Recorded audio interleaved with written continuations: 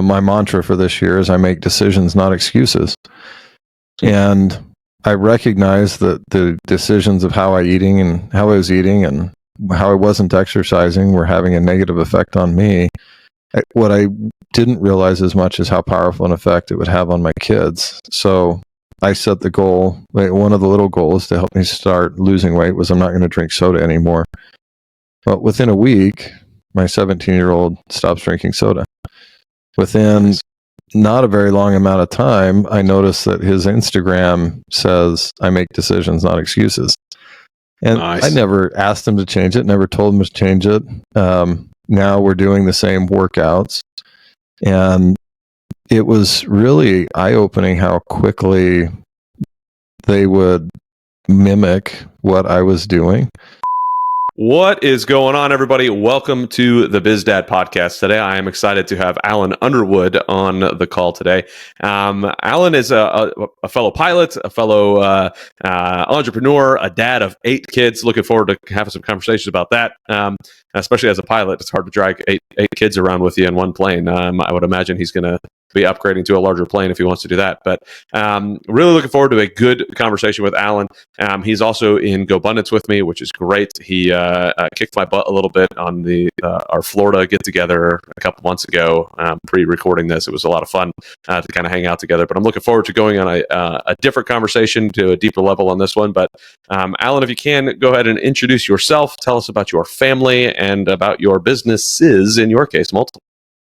Yeah, thanks, Adam. Well, you hit the big one. Most people, when you say you've got 8 kids, they do a double take and look back and question it. I can certainly remember times when we traveled commercially on airplanes as we walked onto the plane, literally watching people count the kids walking down and wondering what was going on.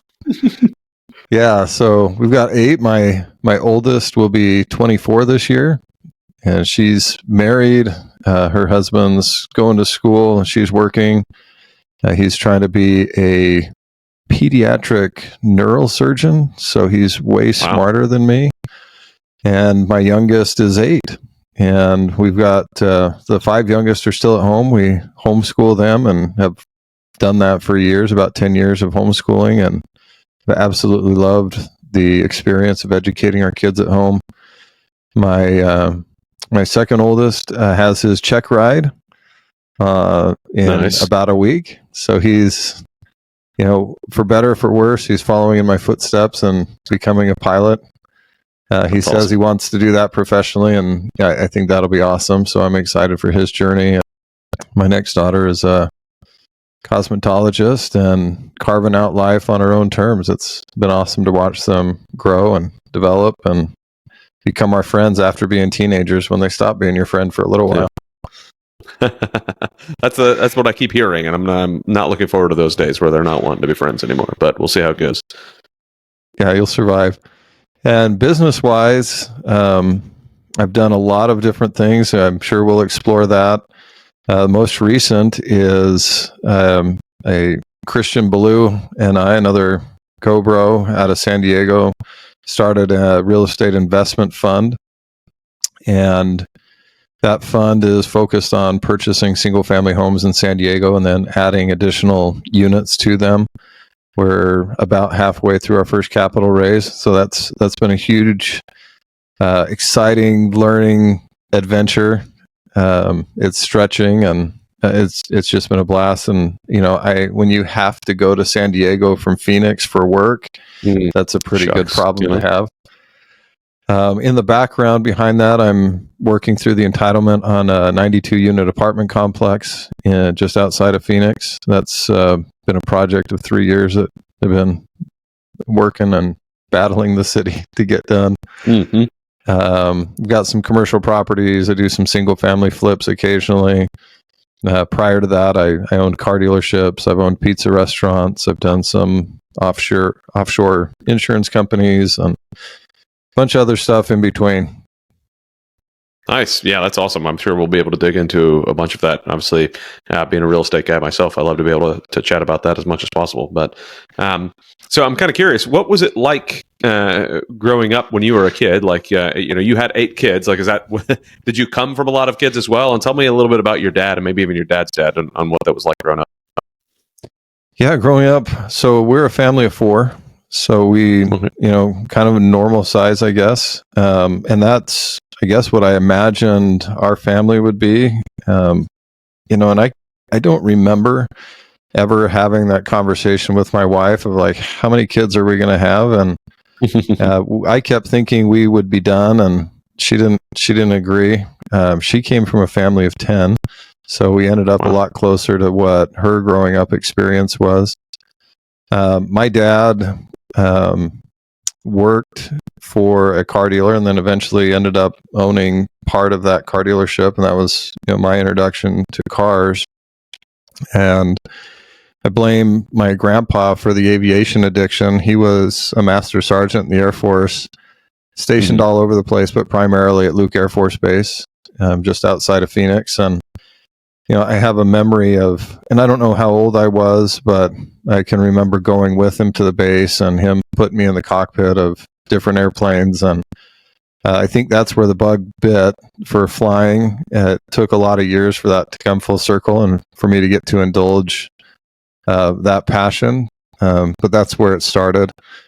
And, my grandparents, my dad's dad was fantastic. We just called him Great. That was his nickname. And they were very involved in our lives. We did a lot of woodworking together. I can remember them being very present. My mom's parents were supportive. I don't think we shared as many similarities, I would say. So I wasn't as close to them. But with Great, I was certainly really close and had a great relationship with my dad. Both of them have passed now. I lost my dad. It'll be 4 years in October since we lost him. And my grandpa, I think it's been 12 years. Wow. All right. Well, I mean, that sounds awesome. I mean, Luke is one of those places I've been multiple times. I was an Air Force guy as well, and I've been out to Luke multiple times. And when I joined back as an officer, I had to go up there for a bunch of the training and stuff. But it's there's so many different aircraft that are flying in and out of there all the time. I'd imagine it was a blast as a kid, kind of watching that go around. I mean, both of my parents were Air Force, so I was always around Air Force bases and different places, and I loved being able to see it. But my dad was in the Air Force, so I got to see it all the time. What was that kind of like? Besides like getting in and out of the cockpit, like how often did you get to go to the base, do air shows, and all that type of stuff? Was it rather often or not so much? So he was retired by the time I came around. He joined young and ended up serving in Korea. And then when Vietnam came around, they let him know that they were going to send him to Vietnam. He reminded them that he'd already done one of those tours and wasn't real excited about leaving his kids and doing another one. And they said, well, we're going to send you anyway. And that's when he let them know that he was retiring. So he retired before... long before. So it wasn't very often that I went with him to the base. I just remember that one trip. But I do remember, all growing up, I was always fascinated with airplanes. We went to a lot of air shows, either with my dad, with my grandparents. And then as I had my kids, it's fun now because the plane that I own is based out of Falcon Field in Mesa, Arizona. And when our kids were small, there's a little park that is, there's literally a chain link fence that divides that park from one of the taxiways at Falcon Field. And I took them there all the time to play so that while I was watching them, I could watch the airplanes take off and land. My wife and I's first date was at the restaurant that's at Falcon Field. And so I never would have imagined on that date or with the kids there that someday I would be going in and out of that airfield all the time and flying in and out of there all the time. So it's funny how those ideas that get implanted, at a young age stick. And I think if you allow them to, will show up later in your life. Yeah. And I think even the bad ideas that get implanted into our brains can show their ugly head later on in life as well. So it can go on both sides of the house. So For sure. it's something to definitely be aware of as we're growing up and we're analyzing our past. But I want to talk a little bit more about your dad too, because you mentioned he worked at a car dealership and ended up being part owner. How did that end up happening? Yeah. So my dad initially went to school to become an accountant and graduated from Arizona State University as a CPA, and then started his own accounting firm in a little teeny town. You may know where this is if you're familiar with Luke, at Wickenburg, Arizona. And across the street from his accounting office was a car dealership. And he started doing the books for that car dealership. I guess they liked him, liked his work, so they brought him in-house and were impressed enough with who he was and the work he was doing that eventually he ended up managing that car dealership. And then he received an offer from another dealer group in St. George, Utah, and it was a lot more money. And my parents had always wanted to be in St. George. They love the weather there. And so we went to St. George when I was 13 years old and spent 2 years. And my dad says that every week that they were there, the previous owner would call him, "Hey, Mike, are you ready to come back?"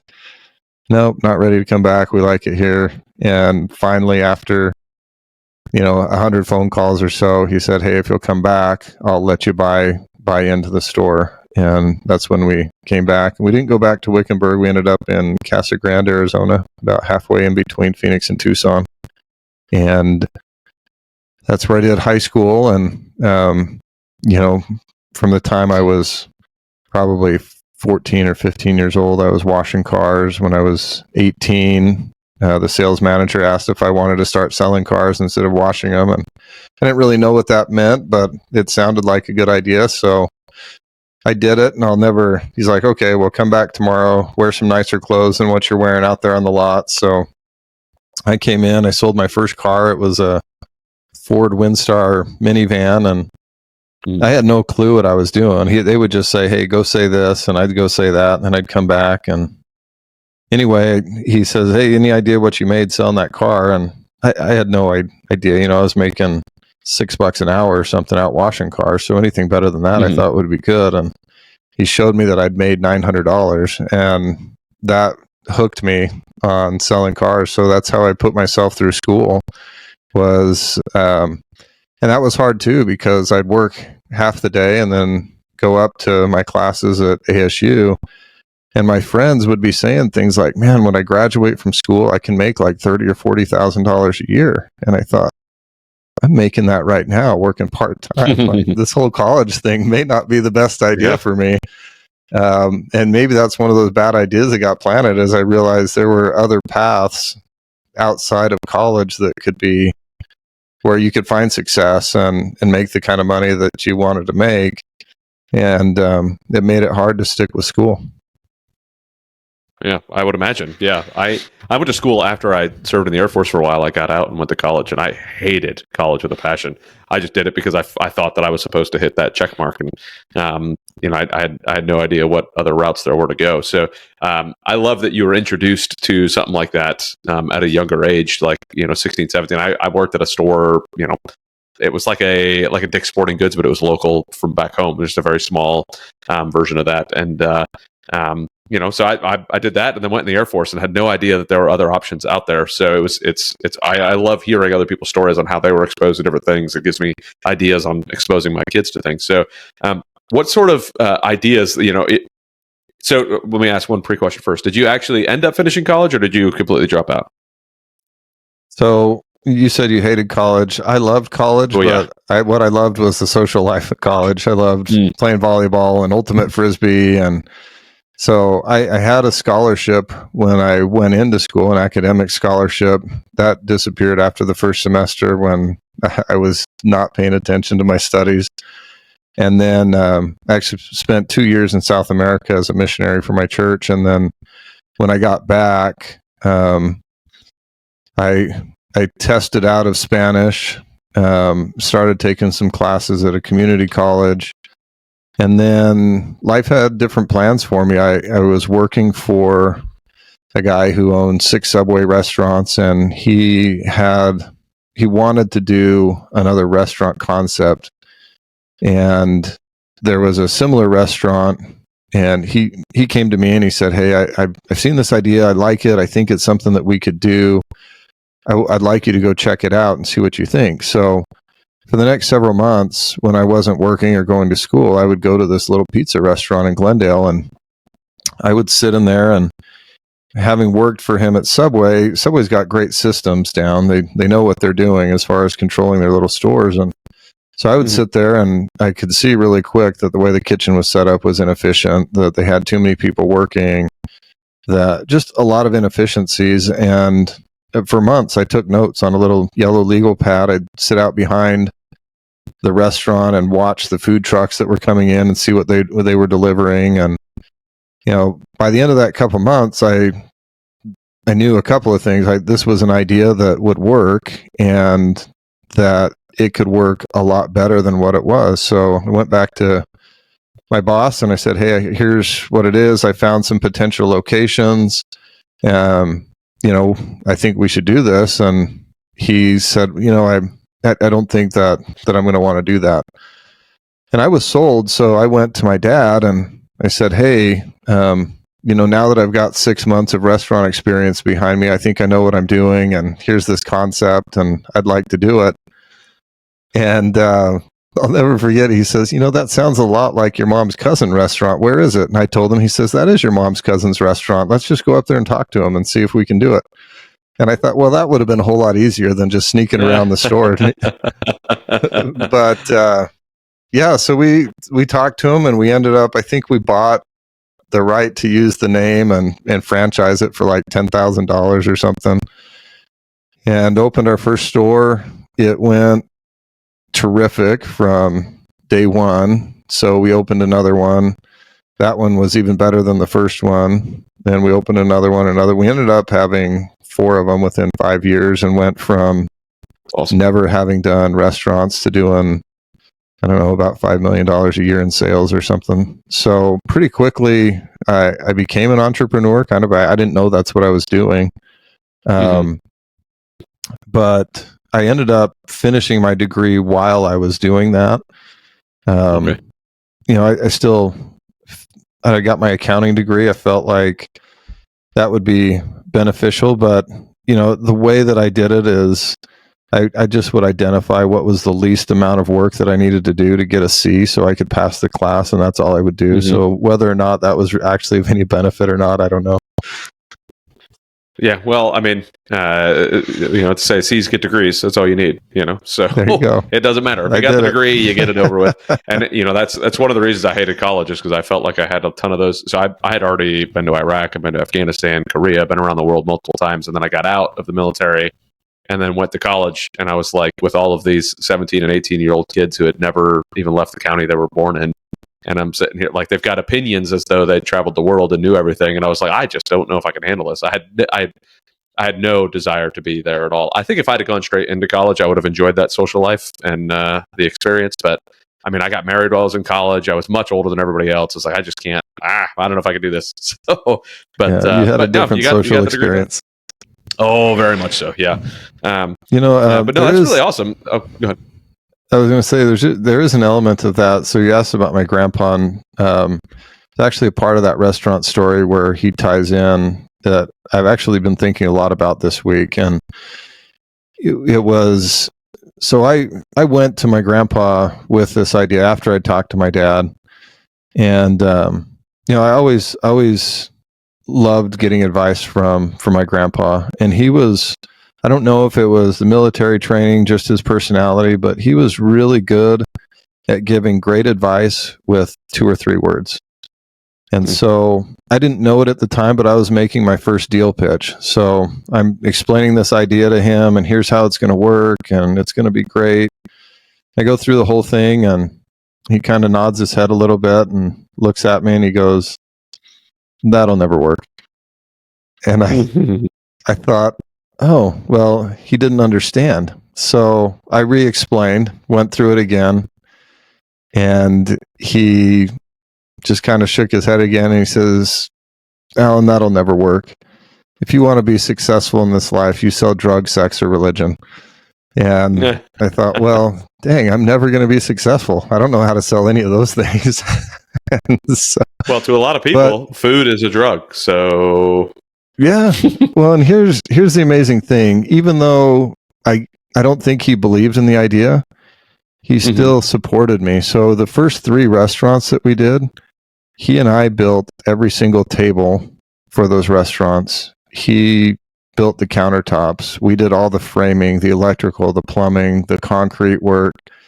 We built those all from the ground up, and he was there right alongside me to do all of it. So even though he may not have believed in the idea, he still supported me. And that's something that I've actually thought a lot about with my own kids recently, is maybe I don't see their vision, maybe I don't believe in their dream, but it's not for me to decide what dreams they pursue or what passion they decide to follow, but it is within my power just to support them and to love them. And I don't know why it hasn't been until, like I said, just this week that lesson has really hit home. There's not really anything going on with my kids where I feel like that lesson was necessary, but I was just feeling a lot of gratitude for the fact that even though he flat out told me this will never work, he worked to support me in making it work. And that says a lot, I think, about who he was. Maybe that was going on in your head because you're going to be on here, because I think that is a phenomenal point to hand out. I mean, as you were saying that, I'm thinking through the different things that, I talk to my sons about, and they have these ideas, and I instantly go to logic brain. Let's adjust your idea to where it's going to fit better in the world, as opposed to let's run with your idea. Whether I think it's a good idea or not, like I should let them venture off a little bit more and chase those crazy things and be like, hey, let's, you never know. Like it was a crazy idea to go land on the moon at one point. It was a crazy idea to sit here with a camera in front of my face and talk to somebody from the other side of the country. Right. So, it's why not? Let kids chase those down. I love that. How would you say you would want to implement that right now with what your kids are doing? Well, what I just hope, most of my kids aren't, I guess the older ones are to that place where they're starting to make those decisions. One way I think that we are is, even though my path in life has been entrepreneurial, and I believe very strongly in that being what I felt was the best course for me. My oldest daughter's husband is going to be in school for 15 years. I would never be able to do that. But again, I can see that is something that lights him up, that he gets excited for. And so it doesn't matter that he's not pursuing my dream or what I think what was best for me. And I might be able to see a path where, hey, with your talents and skills, I think you can get here faster doing it this way. But he's chosen what he wants to do. And so, I think for my wife and I, it's how do we support them during that? That's going to be hard, going to school for that long a period of time. It's going to be hard in a lot of ways. And we're blessed to have the ability to help. And so I think it just falls on us to look and see, how do we help without, getting in the way of them learning the hard lessons that you need to learn to go as you go through hard things. I don't want to facilitate not struggling, but there is a way, I think, where and how we do that in practicality is when we go up, we try and fill up the fridge with groceries, or take them clothes shopping, or just the extra things that I know their budget's not going to stretch for, and that's something that we can do. Yeah, awesome. Yeah, I think that, I keep struggling, especially with the school thing, like on what I want to do, especially with where we see colleges kind of moving towards, from my perspective anyways. It's kind of, boy, I don't know if I want my kids in there. There's a Christian pastor that I listen to, Vodi Bakum, and one of the things he says is, like, how can we expect to send our kids to Caesar schools and not expect them to come back hailing Caesar, and it's like, man, that's, hey, that's one of the reasons I already had my kids in private school, but now it's one of the reasons I homeschool, following in your footsteps there, is because I want to be able to impact my kids a little bit more on a deeper level on different, like even just yesterday, I bought a new truck, and I was working on it, new to me truck, but an old truck, and we're working on it, putting in a new turbo and doing all sorts of stuff. So I brought the kids over. I said, hey, put the books away. Let's go work on the truck. This is going to be part of homeschool today. And I got to do kind of like explain different things to them on what Daddy was doing and why we were doing what we were doing and all this stuff. And I look at colleges, and the way to go back to the Caesar part of it, and I look at colleges as just like this indoctrination factory at the moment. I don't know one way or the other on which way you lean. But when you're going from homeschool to sending a child to school for 15 years, kind of where does that perspective and where does that thought process go? And how did you prepare your kids to go into an environment like that from homeschooling? Yeah, that's a great question. With it all comes down to character, right? I think that's we forge the character of our kids' lives at home. I mean, that's where we forge their character, and in a lot of ways, I think we've delegated that with the current school system. As soon as kids are 4 or 5 years old, we're sending them 8 hours a day to be with a stranger to imprint their values upon them. And for us, I could see the product coming out of the schools, and I didn't like what I was seeing. And so, maybe I had an advantage where, as an entrepreneur, your job is to see a problem and solve it. And I didn't because I didn't like the product that was coming out, I knew that we had to have a different process. And that's how we decided to do homeschooling. That being said, I've got a son that is incredibly talented in creating things visually, and then taking that visual creation in his mind and turning it into something. And so, he would like to be an engineer, and I can see that being a great path for him in fulfilling some gifts that he's been given. And so if he chooses to, I'm not going to oppose any of my kids going to college. I'll support them in that. But until they get to college, I've got to do everything I can to instill the values that I believe are important. And that's pretty easily summarized, at least for me. It's love of God, love of country, love of self, and love of others. And if I can teach those things, then I think I've done my job. Now, they may choose something different once they get out, but I also think that, now that I have adult kids, I'm learning how to parent adult kids. And in some ways, that's a challenge because, again, I want them to struggle a little bit. I want them to learn from those struggles, but I don't want them to drown.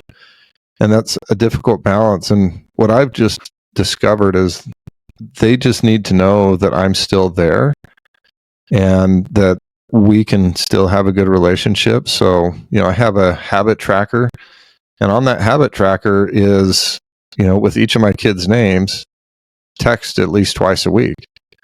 And so it may just be a simple, hey buddy, I was thinking about you today, hope you're doing good. Or, if I'm able to, I can drive by and stop at their work. What I can do is try and be present so that when they have a challenge, when they have a big decision to make, they know who they can come and talk to. And I think that's how it works. Again, I'm pretty new at this whole adult kid parenting thing. And it is a challenge, but I think if they get to 18 or 19 years old and you're like, man, my job's done, see ya, good luck with the rest of your life. I mean, what a great way to wreck your kid. Yeah, no kidding. And that's what I want. I want my kids to be my friends. I love hanging out with my kids. So yeah, I've said it multiple times on the podcast, and I'm going to probably say it a billion more times, but the way I kind of, especially being entrepreneurs and talking to entrepreneurs, the way I kind of look at it is our kids, each one of them are like our own little businesses. Every one of them are going to take a little bit of different work to get them moving in the right direction, going the right way, and the business functioning well. Hopefully we can relinquish the CEO title when they turn 18, and then we could just go to a board of advisors title where, we're just sending a message, hey, what's the P&L looking like? How are things going? Do you need anything? And then move on. And that's it, and be that person that can call on. Because I want to be an advisor for my kids in perpetuity. Like, I mean, I always want to be there for them at any point. And it's a struggle constantly to try to kind of figure out, you were just saying that you're learning how to be a dad of adult kids, and I tell my kids all the time, like, I'm learning how to be a dad of 3 kids now. I'm learning how to be a dad of a 9-year-old. I've never had to do that before. So, and it's like it's a constantly changing target that I'm always trying to shoot for. And it's a lot of work, but man, I would have traded for the world. It's a lot of fun. And obviously you thought it was a lot of fun. I mean, you've had 8 kids, so goodness gracious. But throughout that time with those 8 kids, my wife, I told her I'd have 7 if she'd let me. And she said, no, we're done at 3. So there went that. But how did you had love of God, love of country, love of self, and love of others. And I love the way that you set that out. So when did you kind of develop that? How did you develop that? And then how have you made sure that you're implementing that level of character onto your kids? So this goes back to actually when I was driving back and forth to ASU when I was working at the car dealership. I didn't, even at that age, and I was 18, I didn't love spending that car ride listening to the radio. I just kind of felt like my brain was going to mush. And so I would buy, and this will date you and I a little bit, but I would buy audio tapes and I would listen to audio tapes. And I've always loved history. I love especially biographies and autobiographies.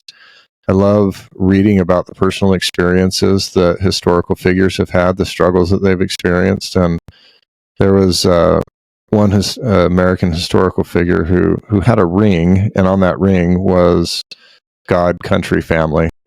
And I was just, that impressed me that his values were so clear, that he understood what he was fighting for, what he was living for. And it was God, family, and country in that order. But, and I feel the same way. You served in the Air Force. I didn't serve in the military, but both of my grandparents did. My daughter's dating a guy who's in the Air Force right now. We have close ties, a lot of friends that have served. And, I think the values that our country was founded on are good values. That doesn't mean that America has been perfect at executing on those values, but the values that our country was founded on, and I think are worth fighting for and worth preserving. Mm-hmm. And I think that's true also, with my family values. We have a family mission statement that we memorized together. When growing up, I can remember one of the severest rebukes that I could ever get from my dad was, he would say, an Underwood would never do that.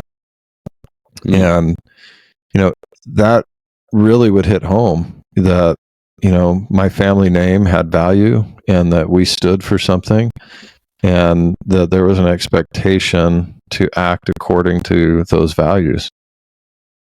And I've tried to teach my kids that they are carrying my name, they're carrying their grandpa's name, their great grandpa's name. This life isn't all about them.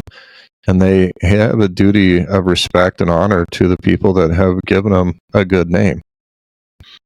Yeah, I love that. I mean, I've been trying to implement something like that with the family, like talking about the LeBars, and that I'm the one who's starting that. It's never been, if you look at some of the LeBars, they're not exactly top-notch individuals. They're all family, and I'm not going to take that away. But man, oh man, it's just like it's a bit of a rough go. So I'm starting to try to really push that on the kids, and I haven't quite figured out how to best implement that. I just recently started a book, and I can't remember the name of it right now, but talking about how to implement biblical values into your family in different ways. Whether it's and it's a lot about even biblical habits and having these different habits and talking about different things. And I want to try to make that one of our habits, that we talk about who the LeBars are and why we do what we do, why we homeschool, why Dad runs businesses, why we believe the things we do, why we go to church every Sunday, why we host a church event at our house every Thursday, why we do these things, why they're important to us. So, was that something that was like almost a mantra for you growing up? Underwoods don't do that. And then is that also, this love of God, love of country, love of self, love of others, something that is built in? You mentioned a family mission as well. I'd like to get on that. So I'm asking like a threefold question. So, is that something that you physically do, like as a habit? Do you guys go over these things as a habitual thing? Are they posted up in your house? What kind of things do you do for that? I think as far as love of God, we pray together, usually twice a day. We study, last year we read the New Testament together. The year before that, we read the Old Testament together. So we read scripture, we memorize, we have a rolling cadre of scriptures that we memorize as a family.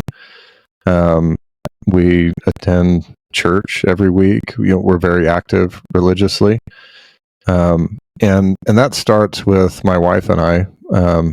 My kids, your kids are going to follow what you do, because whether you like it or not, you're their hero.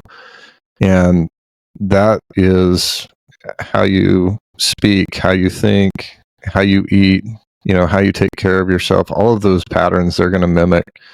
And so, I have a responsibility to, share what I believe. Now, they'll be able to choose, and it would be sad to me if they chose not to have some kind of faith. They don't have to practice exactly the way that I do, but faith is a big part of my life, and I want it to be a big part of theirs because I think it makes life better and easier.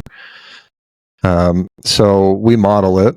As far as love of country, there's not necessarily anything posted up around the house or anything, except that there's a little town in Arizona that has a fantastic 4th of July celebration, because it's like Mayberry. The whole town comes out. The town parade is literally everybody in the town driving through these streets, having a water fight. They still pray as a town. The town rodeo is attended by tens of thousands of people. It's an experience of patriotism that I think a lot of people miss now.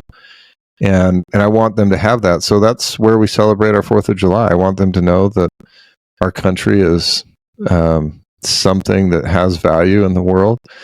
And I like traveling with my kids outside the country. All my four oldest kids have been outside the country with me.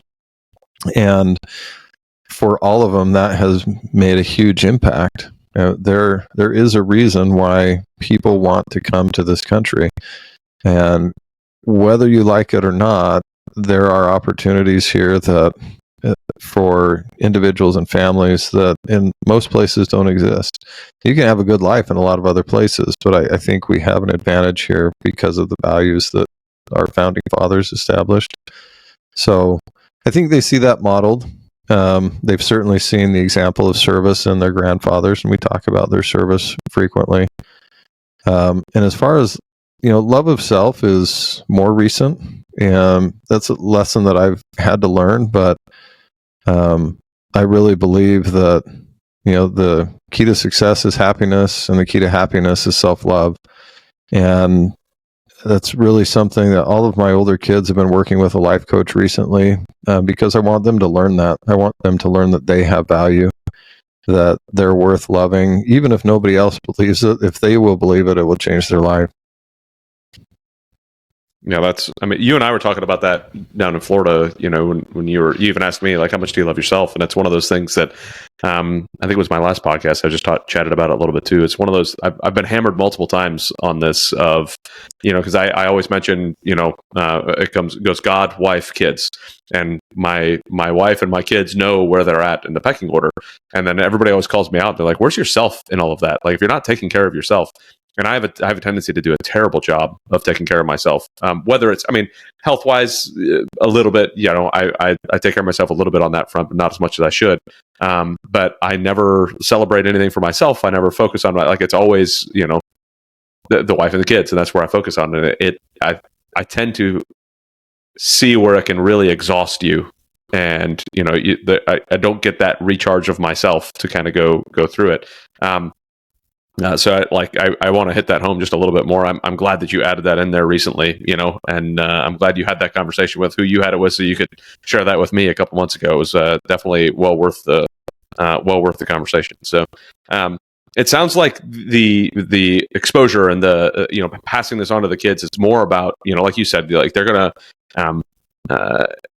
you didn't say it in this way, but kids will do what you do, not necessarily what you say, right? They catch more than they are taught, right? So you seem to have exposed them through their experiences on how to have that love for God, how to have that love for their country, how to have that love for themselves. And the family is, automatic, given what you guys all do together traveling around. So what kind of experiences have you exposed your kids to as they were growing up that were very intentional? Like, what kind of intentional experiences did you provide to your kids to give them those different passions for the things that you wanted them to grow up loving? Well, we've always been really intentional about family traditions, which is more of a credit to my wife than to myself. We have, Christmas traditions that the kids count on and look forward to. There's things that we do for birthdays that I think that are unique to our family. So there's traditions that we've established that I think help to provide an identity for our family. And I would say, Adam, that, that knife cuts both ways. What you do can either be really good or really harmful for your kids. And I know that I've done both.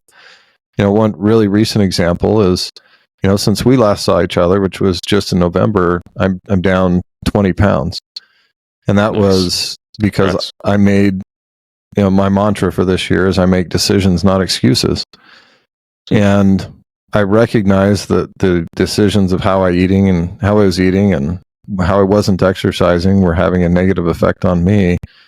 What I didn't realize as much is how powerful an effect it would have on my kids. So I set the goal, one of the little goals to help me start losing weight was I'm not going to drink soda anymore.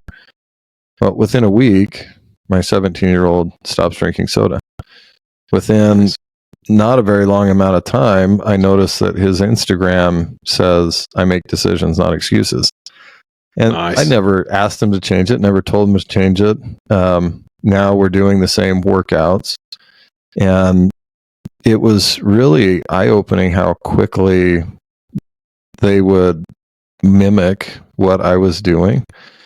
And, unfortunately for, really the first maybe 20 years of my kids' growing up experience, I was busy building businesses. And, during that time period, I was doing the best that I could. And I thought that what I was doing was for them. And I recognize now that doing a little bit less business and a little bit more being the dad would have been way better for them. And so I'm playing catch up with some of the older kids a little bit, and I'm trying to really be intentional about texting, about showing up, about involving them. And we're trying to create new traditions also for, how we talk to each other, how we handle conflict in our family. Just because you have an established identity as a family doesn't mean that can't change for the better. And I think that's something I'm really trying to impress on my kids is, it may have been true that for most of their life, dad ate fast food and whatever else. I don't want that to be my identity going forward. So I'm changing that. And I want them to know that, they can have anything they want. They can, the way I've set goals this year, and I think you and I talked about that a little bit too, is something that I'm trying to teach them also is first I decide who I'm going to be with a statement like I am. And if it's I am healthy, then I decide what I'm going to do. I choose. So I am healthy. So I choose to go to the gym every day. And then I identify how I'm going to feel about that. I feel attractive. I feel healthy. I feel more alive. So I'm choosing, and I'm feeling with every single goal that I set so that when I wake up in the morning, I don't have to question whether or not I'm going to go to the gym or I'm going to exercise, I'm going to eat healthy. I'm going to because I've established that identity. I've already identified what someone with that identity does, what choices they make, and how I'm going to feel about it. So to me, that's been really powerful, and it's brand new. I don't have all of life figured out, but that is something that's been really helpful in the last few months in making some major changes in my life. Yeah, I really loved when you shared that back in November, and I wish I would have followed back up with it, but I'm glad that I'm following back up with it now because I need to I've been trying to build out more of my 2024 and what that's going to look like, and going through that exercise. It's different than what some people will go through the what's the word I'm looking for, like the incantations where they're like, "Oh, I am rich," or "I am whatever," and it's like, okay, if you're not, your brain knows you're not. You're not tricking your brain, Right. But if you're telling yourself, "I'm going to be this, and I'm choosing this," and what does a healthy person do? If healthy is what I'm going to be, then I need to make decisions that a healthy person does. So I'm choosing to make those decisions, and I feel good about it because I know, et cetera, et cetera. I love the association. Your brain can easily make those associations and say, "No, I know I'm not healthy now, but I feel this." Go ahead. You got something there. Well, I was just going to say, we're going back to establishing identity as the Labar family. That's a good place to start, is visualize if I could make my family anything I wanted it to be, what would it look like? What would the identity of my family be? It doesn't matter that that's not what it has been, because your kids can be every bit of proud of the history that you're creating. And I think you'll be able to find roots of each of those things somewhere in your family tree. It may not be that they had exemplary lives in every area, but somewhere there were Labars that served in the military. So you can connect with that. You can share stories about that. There, whatever the values are that you want to, your faith came from somewhere. And even if that's just you, well, now you're establishing the identity. And and that's something, actually, we just spent 4 days with my kids. We rented a huge house, and that was very intentional. We wanted them to be able to visualize wealth. And we spent 4 days there, and we were very intentional about those 4 days. We were going to talk about our past. And so we had somebody that we flew in that did a breathwork session with the entire family. So we led our family through breath work, and we told them we want to clear some of the history, the trauma that our family has experienced, because we want to put that behind us. We want to create something new. We're not going to leave the house. We rented a house that had a pool, a water slide, pickleball court, putting green, ping pong, basketball, all these things. So we didn't want them to leave. So we wanted them to be present. So we got the past, present, and then we talked about the future of our family and how the choices that they make right now can be choices that lead them to the life of their dreams, if that's what they choose. But they need to be able to identify it. And then I shared my vision board and my vision statement with them, and just let them know that, a few years ago, after losing my dad, I was in the worst place of my life. That guy could never imagine the things that today's version of me is doing. And I think that's equally true for the guy that I become next year, that we're not that far. We're only a few decisions away from living the life of our dreams, but you have to identify what that is and then choose to live that identity. And that's just been such a powerful thing for me personally, that if there's anything I want to pass on to my kids, that they have the power already within themselves to change their life. Yeah, I love that. And we're getting ready to go to, by the time this comes out, it'll be long over because I'm months behind on pushing out. But we're going up to Fanbundance next week. My sons and I are driving up, my wife and daughter, and they're going to meet us up there. But I know that's one of the things we're doing. So my wife and I have sat down. We've planned out 2024 quite a bit. We've put some of our passions, our goals, our mission statements, that type of stuff down, and we're going to include the kids now at the Fanbundance side of the house. And I'm really excited because it's going to be the first time that I really get to engage on this level with the kids, and I cannot wait for it. It's going to be a lot of fun, and I'm really looking forward to kind of seeing what they come up with. My 5-year-old, awesome. Who knows what he's going to come up with, but I really look forward to those events. This is my, I think, third or fourth Fanbundance event, and I love them. I think it's a blast. But that's awesome. I think the renting of the nice house and going and doing something like that, setting all of that up there, being that intentional about it, I absolutely love. And I would like to probably implement that in a year or two, especially when the kids get a little bit older and there's a little bit more. At 9, my oldest son can definitely do that. He's very, for a 9-year-old, he's pretty solid. So I'm sure I could bring him in on a lot of that. The 5-year-old, we'll see. The 8-month-old, definitely not. But time will tell on how all that goes. But And that was an idea I stole from Ed Milet. He had a podcast recently where he talked about touching the dream. He said, if you can't afford to buy the car, maybe just go sit in it. Or, if you can afford to rent it for a day, rent it for a day. If you can't afford to live in the neighborhood, go walk through the neighborhood and imagine what it would be like. And, the nice thing, Adam, is that renting that house cost me nothing because I had enough credit card points that it paid for it. So, I think that those things can be within our grasp. And at 9 years old, maybe you don't make that, I don't think my 8-year-old left there with the same impact that, maybe my 17 or my 19-year-old had.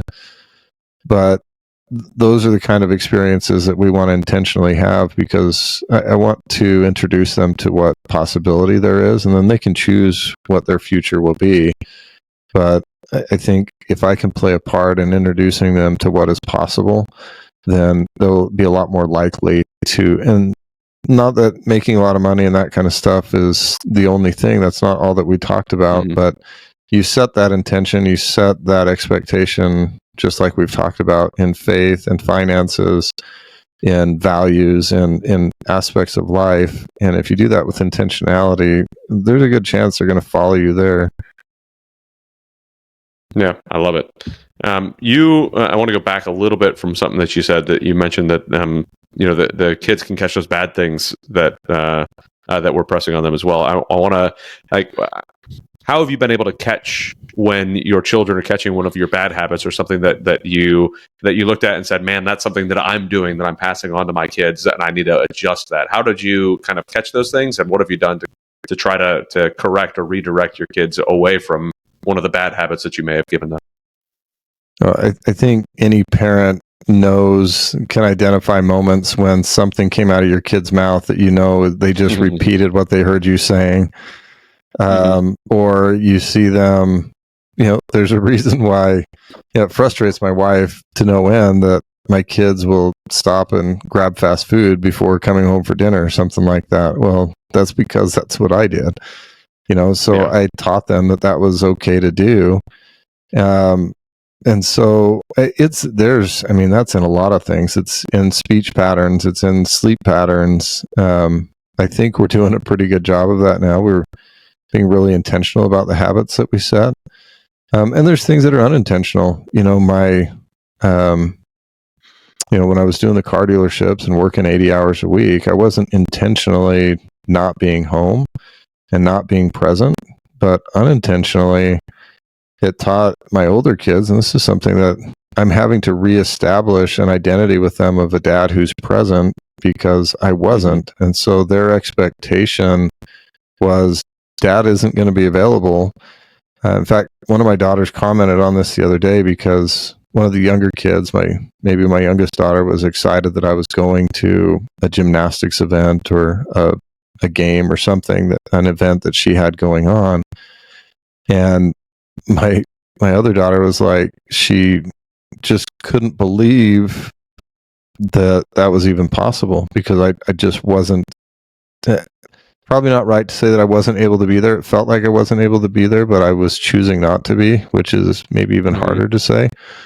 It wasn't a conscious choice of I don't want to be there for my kids. I thought that I was trying to create the future for them. And, so I'm correcting that now by trying to be present. That's one of the big things.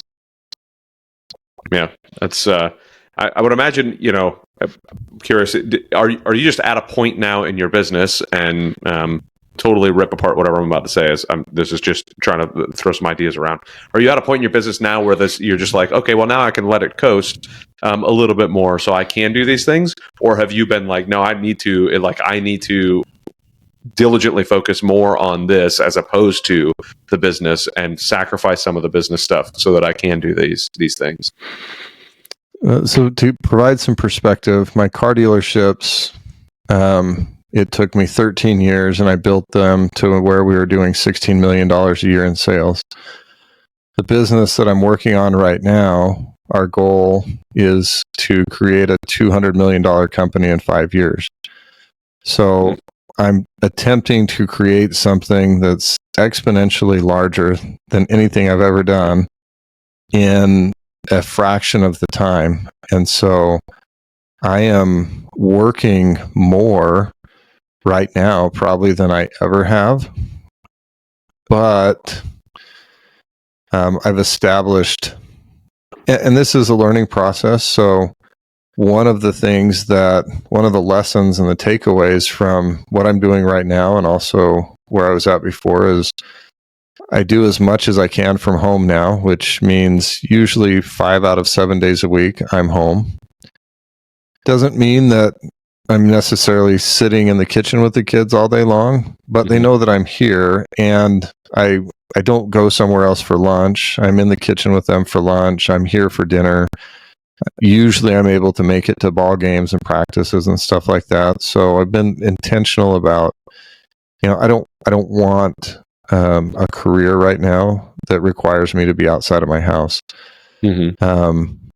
So that's one thing, is just being intentional about where I'm going to work. But the other thing is I've recognized now that there were a lot of things that I was doing previously that I could have outsourced.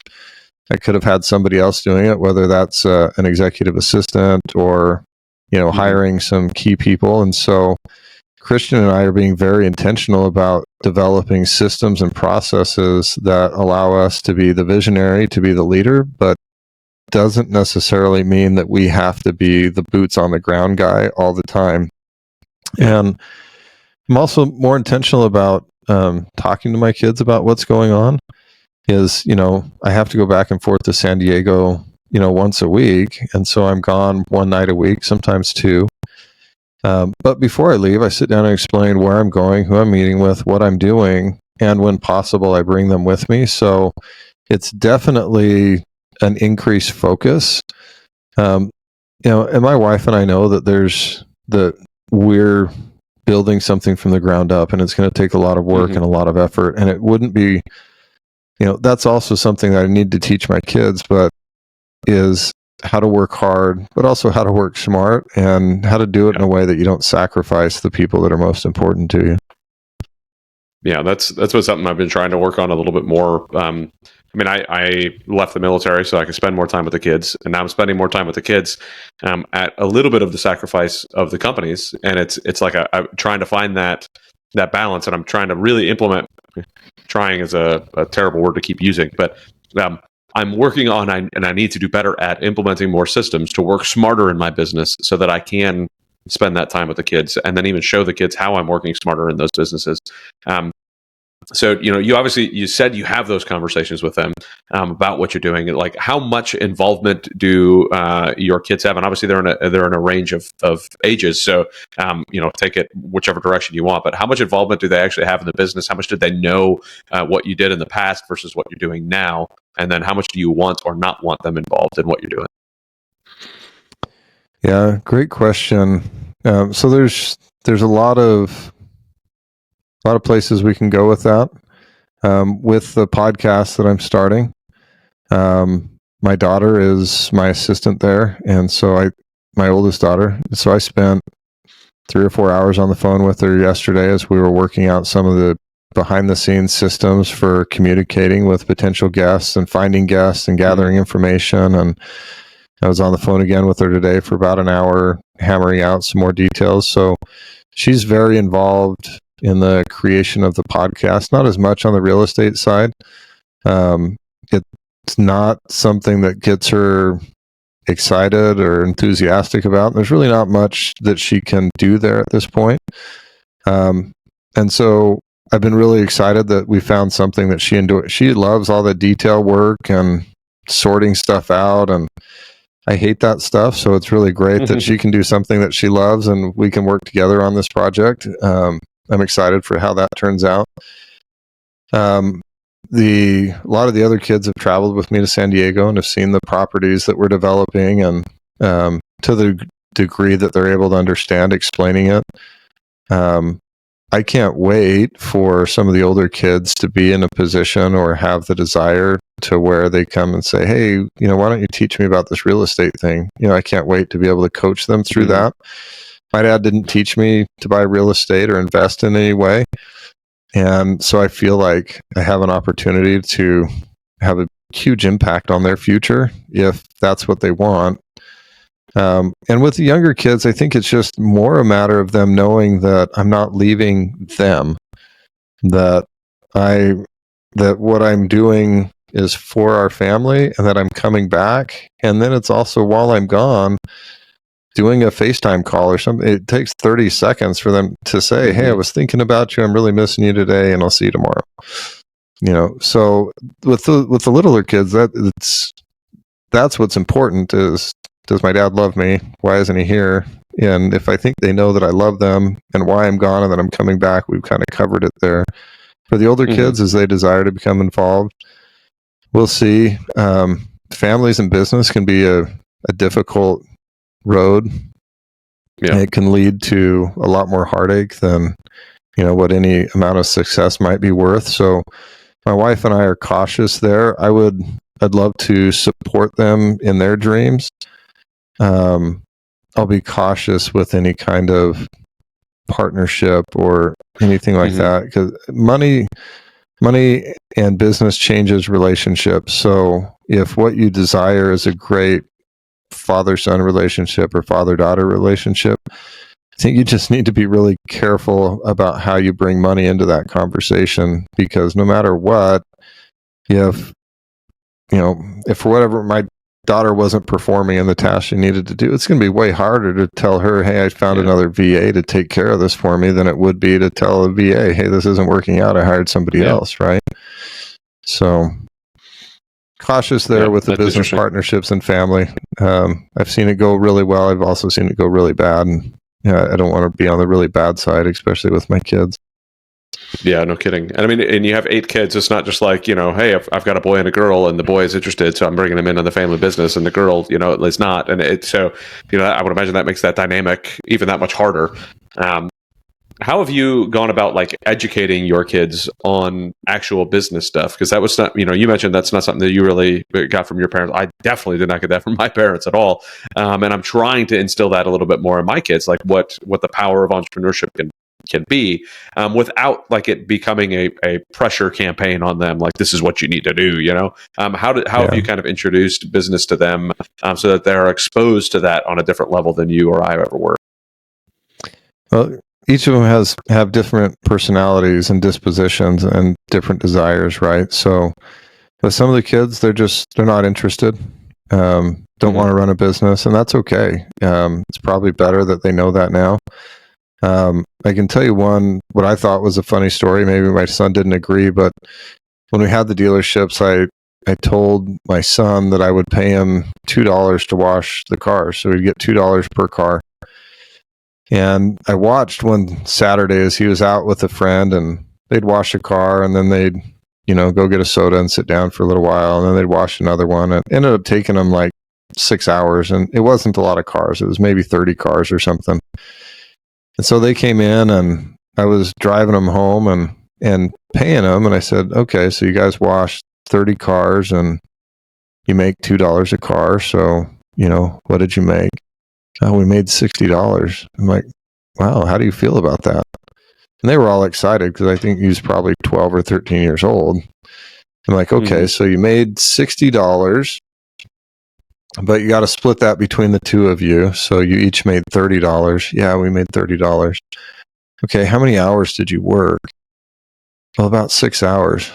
And I said, okay, so you made $5 an hour. I said, you do realize that that's like 1/3 of what the least valuable employee at my businesses make right now, right? And it's like, what? I said, well, let me just do this math with you. Do you think you could have washed all of those cars in 3 hours? Yeah. Okay, how about 2 hours? Yeah, I think we could wash them all in 2 hours. Okay, well, if you had washed all the cars in 2 hours, would I have paid you less? No, you pay us $2 a car. Okay, so you would have made $30 in 2 hours, so now you're making $15, or 3 times the amount that you did earn. And I said, part of owning a business is recognizing the exchange that you have for your time, for your dollars. And the friend that was helping my son his dad is a good friend of mine and very successful in real estate. And I said, I happen to know about what your dad makes per hour. Do you have any idea what that is? He said, no. And I said, well, I think he and I are about the same. And, it's definitely not $15 an hour. I said, it's probably closer to $1,000 an hour. And his jaw just dropped. And I said, that's more than attorneys and doctors make. Mm-hmm. But the reason why that is because he's learned the value of his time and he doesn't exchange it for $5 an hour. And so the next week they wash the cars a lot faster. And I think that lesson was dutifully impressed on their mind. I have other kids. I have a daughter right now who just this morning, in fact, was telling me that she has a goal to save $5,000 before she turns 16. And nice. So we did the math, and I'm like, well, how are you going to do that? She's like, I don't know, but I'm gonna do it. I'm gonna pick up more babysitting jobs, but I think I can do this. Like, I think you can too. Let's figure it out. So, she's motivated to do that. Some of the other kids, I don't think that thought ever crossed their mind so much, but so it'll be fun to see how that shapes in the long run. But that's one of the powers of homeschooling, Adam, is every life experience can become part of the schooling that should be part of the schooling that you're providing your kids, right? I could have not said anything and just paid them $60, but hopefully that little life experience taught them something about the value of their own time. For sure. I would imagine it very much did. Yeah. I've been beating around some different ideas on how to include the kids in the business and what to, or help them build their own little business. One of the things I like about Acton Academies is they focus a lot on that entrepreneurial side, depending on the Acton Academy you go to, but where they're building a little business inside a school, and they have like a little business fair where they invite community members and family members to come in and buy some stuff from their business, and they have to pitch their ideas and all this stuff. And I think it's a lot of fun to just hear how their brains work and I almost said little brains. That's almost insulting, and I'm not intending it to be.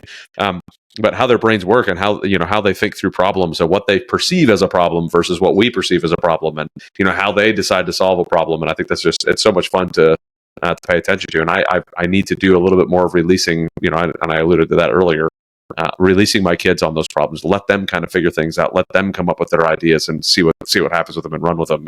And I love it, but yet drop those little nuggets, like you said. Let's break down that dollar per hour and see what you're looking at.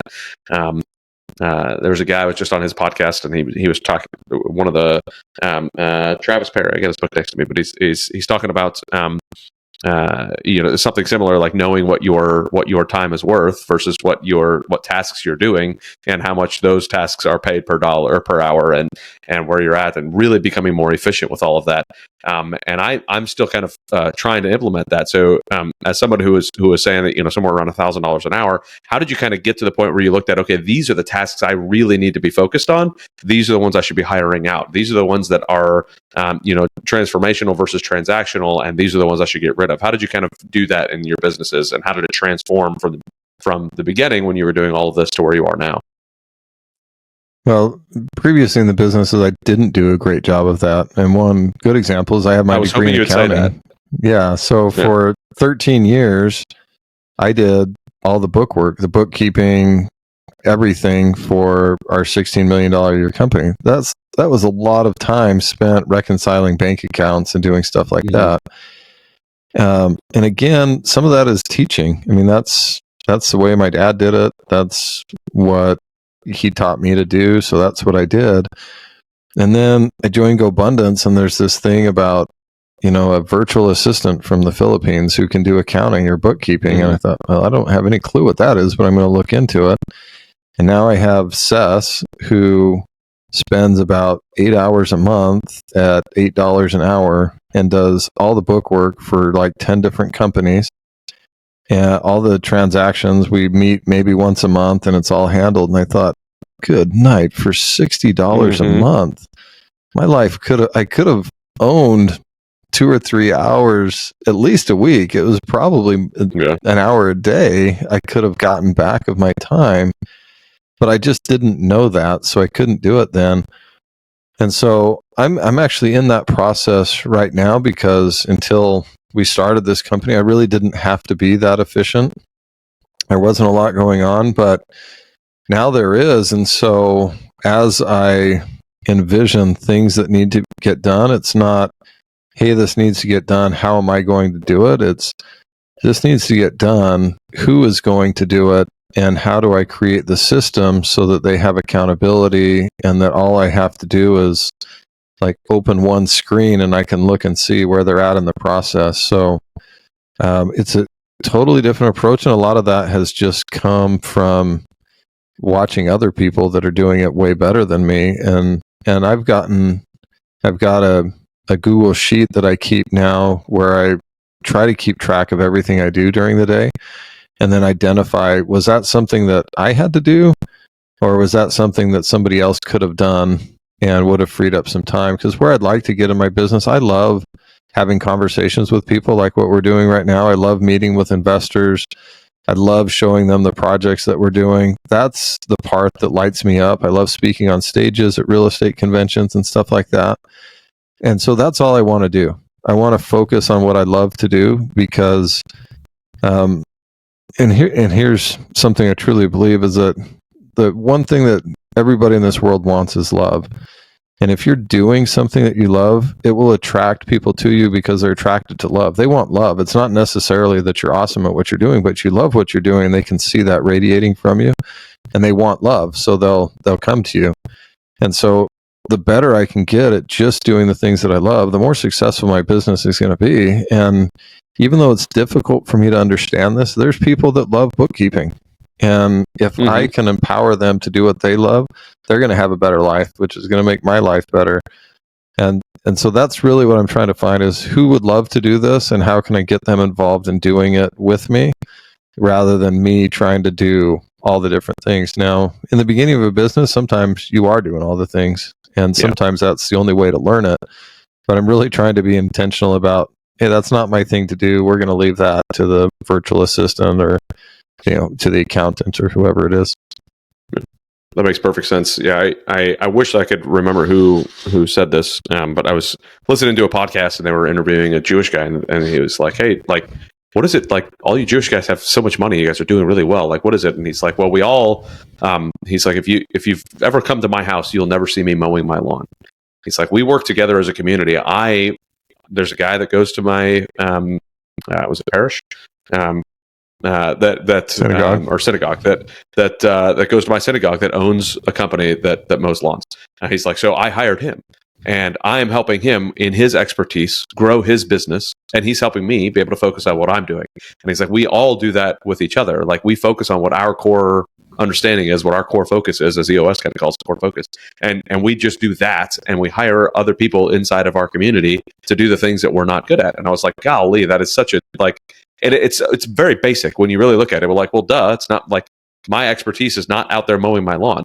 I do a moderately okay job with it. By the end of it, I mean, it takes me 5 hours to mow my daggum lawn. I'm covered in dirt. I've got to go take a shower. I've now lost 5 hours of my Saturday that I could have been spending time with my kids. Granted, I personally use it a lot to listen to books and whatnot, but I said, man, I could just spend the money on somebody else, help them grow their business and become, a better and stronger in their business, so that I can become better and stronger where I'm at.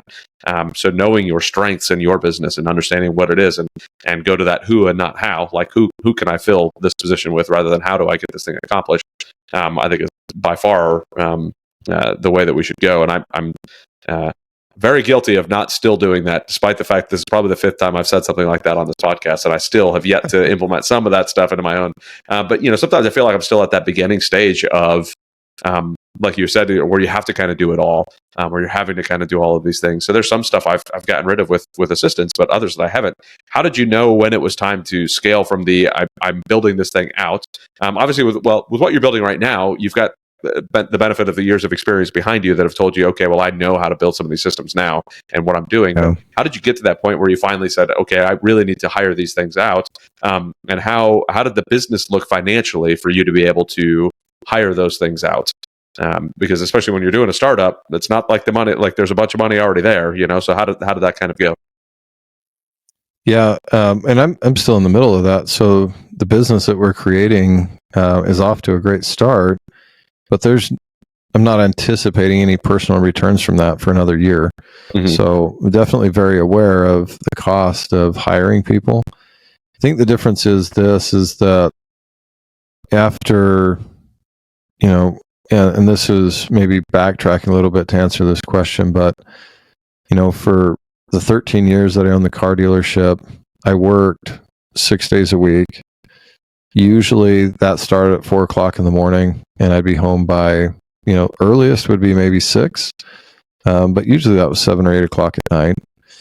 And I was so burned out and depleted at the end of that I totally crashed. That was a huge, I think, just physical, mental fatigue was a huge contributor to the challenges that I had after losing my dad and my in-laws in a 2-year period. And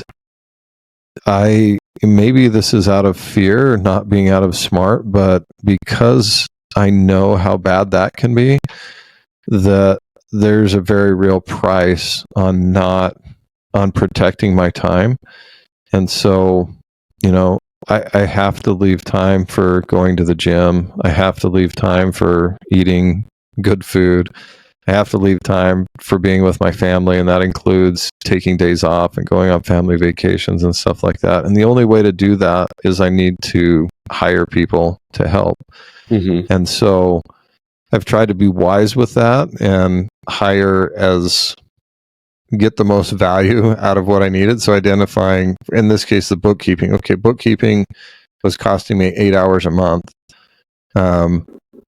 I can find someone for $8 an hour. Can I afford $60 a month? Well, I cannot eat out like 6 times, and that pays for that. So I'm willing to trade that for that. And other decisions have been more difficult because they're more a leap of faith. I've got a full-time marketing VA right now.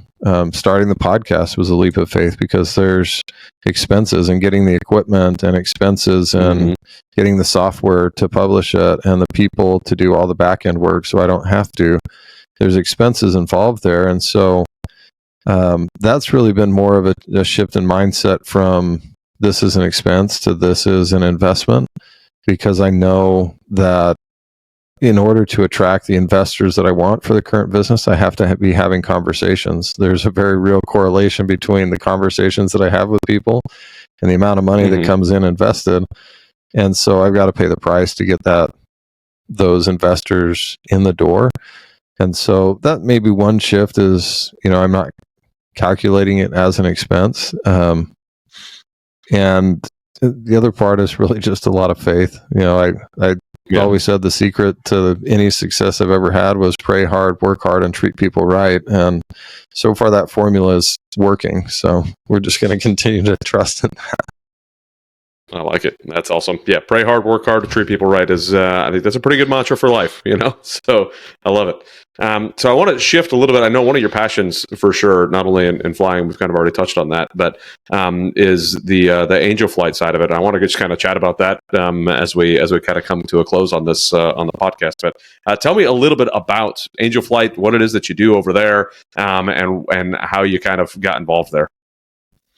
Yeah. So, when I only started flying a couple of years ago, and it really was doing that to find something that could help me restore happiness after the grief of losing my dad.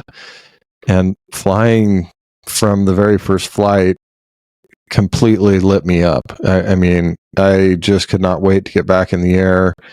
I felt like it changed me. And I had a really strong feeling that if this has been able to do so much good for me, there's got to be a way to use this to do good for somebody else. And so I didn't know that such a thing existed, but I just started Googling aviation charities and discovered Angel Flight West. And that's how I was introduced. What Angel Flight is and what they do is, Angel Flight West is an organization that started 40 years ago. It was literally a handful of guys in a hangar in Santa Monica, California, that would fly together to get $100 hamburger. And they somehow in that friendship thought, we're doing this flying and we're having a good time, but maybe there's some good that we can do with it. And that led to the idea of, maybe there's people that are traveling for medical care where we could save them the time and the expense of travel. Mm-hmm. And that's where it started. And now Angel Flight West and the sister organizations that operate across the country, I'll focus on Angel Flight West because that's the one I know the data for, but we just completed our 100,000th flight this year. Wow. We've got 2,000 pilot volunteers servicing the 13 Western states. And what we do is we do non-emergency medical transportation for free. A really great example of that was my very first flight. Young man whose name is Bradley. Bradley was 15 years old when he was diagnosed with Hodgkin's lymphoma. His mom was a single mom, and they lived 5 hours from the children's hospital. And so if you can imagine the position that puts her in is she's now driving 3 days a week to get her child to get the care that he needs at the children's hospital, which means that she was leaving at 2 or 3 o'clock in the morning, leaving the other 2 kids at home to fend for themselves, driving to get the care that he needed and driving back. Well, she's going to be exhausted. He's not recovering the way that he could because of that. Mm-hmm. They burned through 3 cars, so it was devastating the family at every level. And then they were introduced to Angel Flight West through a social worker. My flight with Bradley was 1 hour and 15 minutes. So I picked him up at the airport closest to his house, dropped him off at Deer Valley Airport in Phoenix. Another volunteer picked him up and drove him to the children's hospital. We had him back home before lunch.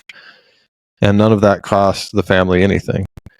So it's life-changing logistically for families. It's life-changing financially for families. And it provides a degree of hope that I think is the greatest asset of Angel Flight West, is the hope that you can provide for people. So we do flights for non-emergency medical. We also can do flights for family members or caregivers. So if you have a loved one who's receiving care far from home and it's difficult to travel back and forth to be with them, we can fly that family member, that caregiver as well. We do free flights for active duty and military veterans. So, Adam, you don't have to be a pilot. You can get free flights. Yay! Yay! We do in the summertime. I think every one of our pilots' favorite flights is, and this is really impactful, is we do camps for kids who have life-ending or life-altering conditions. And one of the really, in fact, I had a chance just a few days ago to speak to a flying club in Phoenix, and there's a man there. His name is Richard, and he's 87 years old now, but he came up to me afterwards and he says, I used to be an Angel Flight pilot. And he goes, I want to tell you about the impact that had on me. And he'd been an airline pilot. He'd been in the military, tens of thousands, if not hundreds of thousands of hours flying. And these summer camps for kids, he said, we picked up this little girl who had been burned. She was missing all of her fingers and she didn't have eyelids. And when we got into the plane, she was thrilled, but then she started getting sleepy and she started nodding off. And he said that she wore contacts, and she asked if he would grab the contact case because she wanted to take a nap. And I just watched as the tears rolled down this guy's face of watching this little girl missing her fingers, changing her contact. And he said, of all the flying that I ever did, he goes, flying those kids so that they could meet another kid who was burned and looked like them, who was feeling like they were feeling. He goes, that was my favorite kind of flying. It's like, I'll never forget those. So we raise money to pay for the camps, and then we provide transportation to the camps. We do missions for victims of domestic violence and abuse, so we can fly them up to 1,000 miles away from whoever's hurting them. We do flights in support of other nonprofit organizations, blood and tissue donations, other disaster relief missions. So, with a small plane, if, we don't have to deal with hurricanes in Arizona, but if a hurricane rolls through Florida, it may not be possible to get a jumbo jet into the airport to deliver food and water. There's a pretty good chance that I can land my Bonanza on just about any clean road and drop off some cases of water. And so that's what we're able to do in those disaster areas, is fly in and out and either fly people out or fly supplies in. It's the only charity that I'm aware of that can boast that the charity actually gives about 4 times more than the donations it receives. So our operating budget last year was about $2 million. And our pilots donated over $8 million in like-kind donations, because our pilots pay for the fuel, they pay for the entire cost of the flight, they cover the cost of the transportation to and from the airport. So anything that's donated to Angel Flight West goes to help advertising for more flights and connecting with more families, because we think we're only serving maybe 5 or 10% of the families that we could be serving. And that's the biggest tragedy, is there's people out there who's suffering that we can relieve if we can just get the word out. Yeah, no kidding. I mean, it's awesome that you go from doing something just to kind of help relieve you from some sort of, from grief and tragedy, and now you're relieving a bunch of other people from their, tragedy and hard experiences, and that's phenomenal to hear. And you get to continue doing what you love to do. And you and I chatted about me wanting to do something like that, and that you actually answered one of my questions I was going to ask. Is like, I mean, if you're flying, like just normal, not 135, like you're just non-hired, like how do you get the expenses paid, but you still pay for the expenses to go fly the plane yourself? That's not covered. It's just all volunteer. I'm going to pay for the gas to get you there, and that's really cool. But I as you were talking about that, I've been wanting to buy my own plane, and potentially even maybe partner with somebody to buy a plane and have it here at my local airport, and create like a club around it or something. And I'd love to make something like that a part of the club. Like, hey, it's a requirement that you help fly with Angel Flight to be a part of the club. And just I think we'd get the right kind of people joining, and the right kind of people that are going to be caring for the plane the way we want them to. And I think that's really cool. Is that something that is that something that you've ever heard of before, like somebody making a club that's a requirement to be a part of Angel Flight?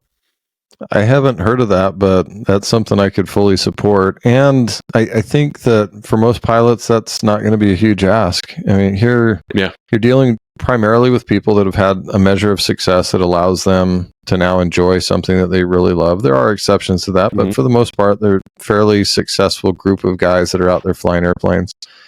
And at least in my experience, they're very giving. Not all of them fly for Angel Flight, but there's charities that do, fly pets. There's charities that do, just blood and tissue stuff. There's another charity that I fly with that we fly doctors down to Mexico and do free clinics for people in need down there, free medical clinics. So, my passion, something I love to do is Angel Flight West, but I think anytime that you can combine something that you're passionate about that brings you joy, like flying does for me, with providing a service for someone else, it's going to be a good combination no matter what.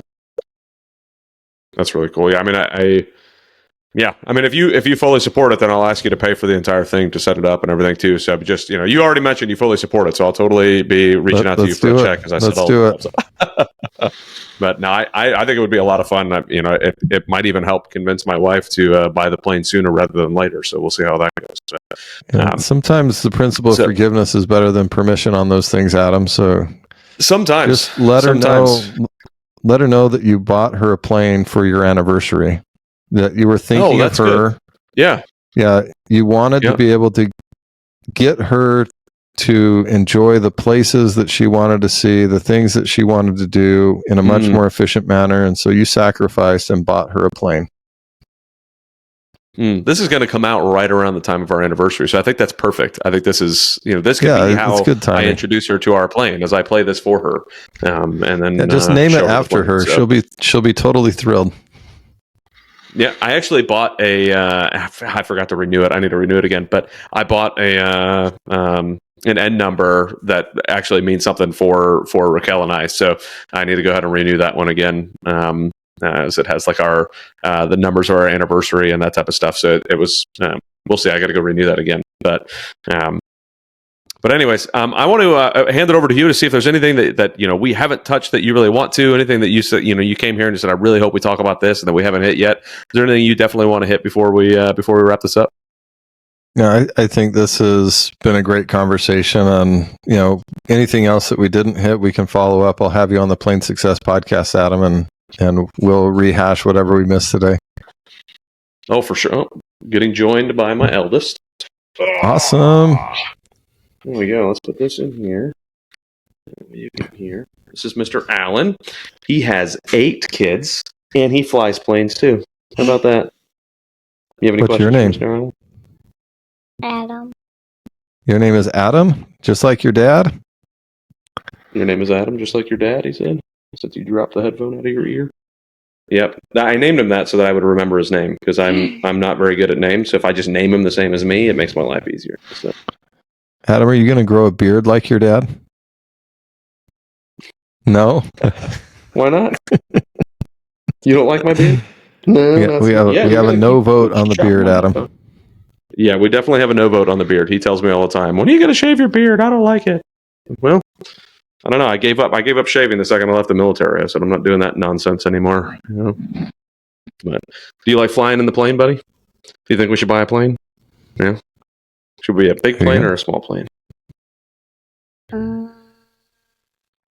Big. A big plane? How big of a plane? Big one. Okay, well, that really clarifies it. Thank you. Yes. I think the better All question right. would be fast or slow. And the answer is fast. We want a fast one. We always want faster planes, right?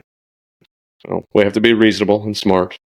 What is our primary mission? What are we going to be doing? Where are we going to be going? Bahamas. Having some good times flying down there. So that'd be great. But you have any questions for Mr. Allen? I don't know. You don't know? No. You know, he has homeschooled all 8 of his kids? That's a good question. Yeah, my wife is a homeschooling superhero, is what that means. Yep, did you hear that? His wife is a superhero. Yeah, just like my wife is a superhero, huh? Your mommy's pretty awesome. She's Wonder Woman for sure. All right. Well, I thank you so very much, Alan, for jumping on. I greatly appreciate it. It was awesome chatting with you, getting to go into a lot more depth on various different subjects. I've got 5 pages full of notes over here. I really loved your mantra for this year. I make decisions, not excuses. And I really want to emphasize that for folks that there's only 2 reasons that you give up on a goal. One is because you change it to something different, and I totally just lost what the second reason was. But anyways, it goes along with this. Totally ruined my transition on that, but it goes along with this, right? We need to make decisions about what we're doing, not excuses. We're not giving up on anything that we're doing. The reason that we're doing things is for a purpose. And if we continue focusing on the purpose of why we're doing things, there's a reason why we homeschool. There's a reason why we go to church. There's a reason why that we are in GoBundance. There's a reason why we love flying. There's a reason why we're doing things. Don't do things without a reason, without a purpose. So I really appreciate what you've shared today. It's been absolutely awesome. I thank you so very much. If people want to reach out to you, whether it's for Angel Flight, whether it's for Momentum Capital, whatever the case may be, what's the best place for people to get a hold of you? Well, for Angel Flight, it would be angelflightwest.org. They're easy to find online, whether you want to be a pilot volunteer or you want to donate, or if maybe you need help. That's where you go, angelflightwest.org. You can get them there. I'm pretty easy to find on LinkedIn. That's probably the easiest place, just the Alan Underwood. You'll find me there, and then all my, it's pretty easy to ping me from there. Any social media. Momentum Capital is mmtmgrp.com, and you can book an appointment with me there also. We can talk about some awesome property development in San Diego. Yeah, I mean the brief that you gave down here in Florida was awesome for Momentum Capital. I'm really excited to kind of see where that goes and see how that growth works out for you guys, and really looking forward to that. But thank you everybody for listening. If you can you tell everybody to like, subscribe, and listen to as many podcasts as possible? Can you tell that to everybody? Yeah. No. No. No. No. Come on. Come on. Oh, my kid's a punk. All right. Well, like, subscribe, do all of that stuff that you're supposed to do for the podcast. Reach out to Alan for sure. Thank you again, Alan. It was absolutely awesome to get to talk to you on a much deeper level, and I look forward to seeing you again. Yeah, we'll see you in a few weeks in Florida. Absolutely.